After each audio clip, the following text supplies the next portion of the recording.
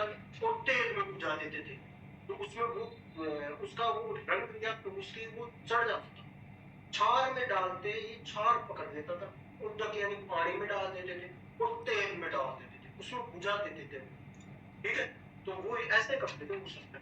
तो आपको क्वेश्चन ये आता है पाइना कितने प्रकार का होता है। पाइना किसे कहते हैं कि शस्त्रों को या यंत्रों को गर्म करके जब किसी द्रव्य में बुझाया जाता है तो उसे क्या कहते हैं, पाइना कहते हैं। अब पूछ ले कि वो कौन से द्रव्य जिसके अंदर बुझाते हैं, तो तुम कहेंगे सर क्षार, उदक और तेल, ये तीन है। समझ में आ गए, क्षार, उदक और तेल। ठीक है, अब बोलो उदक किसे कहते हैं, पानी। अब जैसे कोई गरीब आदमी होता है, उसके पास क्षार भी नहीं है, तेल नहीं, तो वो किसमें बुझाएगा, उदक में ही बुझाएगा ना, उसमें बुझाएगा। अब तुमने मान लीजिए शस्त्रों को उनके अंदर बुझा दिया, क्षार में बुझा दिया, उदक में बुझा दिया और तेल में बुझा दिया, तीनों में बुझा दिया। उदक तेल, उदक का मतलब होता है पानी। ठीक है, अब यूज किस में करेंगे, बुझा तो दिया, अलग अलग बुझा तो दिए, लेकिन यूज किस में करेंगे। उदक का मतलब पानी, समझ लेना।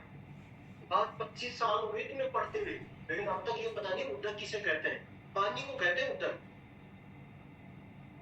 अब ये मत पूछना सर तेल किसे कहते हैं, तेल तेल होता है। ठीक है, ऐसे बुझाते थे।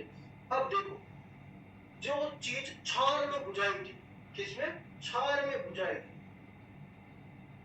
वो किस में काम में लो गया।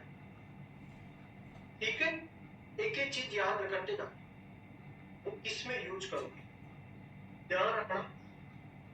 सर, सर का मतलब क्या होता है, सर का मतलब कोई बता सकता है क्या होता है, बाण।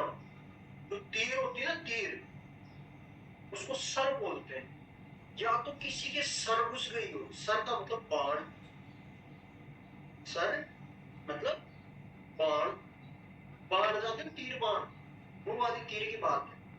सर या फिर अस्थि, अस्थि में कोई संदेह कुछ भी हो, तो वो बात हो गई। ठीक है, आपने कितनी धातु पढ़ी है, कोई बता सकता है मेरे को धातु कितनी पढ़ी है,